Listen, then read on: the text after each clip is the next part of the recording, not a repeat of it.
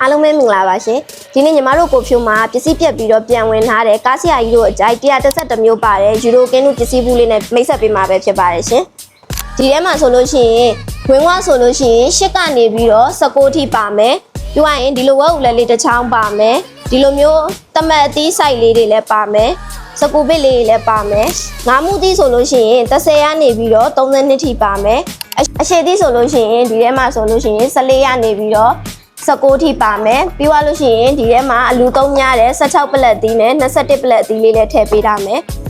ပြီးတော့ငါးမှု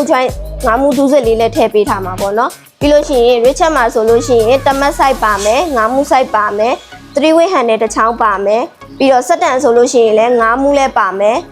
တမတ်ဆိုင်လေးလည်းပါမယ်ပေါ့နော်ဒီလို131မျိုးပါတယ်တူပေါက်လေးကိုမှာယူခြင်းနဲ့ဆိုလို့ရှိရင်เนาะညီမတို့ရဲ့ဖုန်းနံပါတ်ဖြစ်တဲ့399219ခုမှာ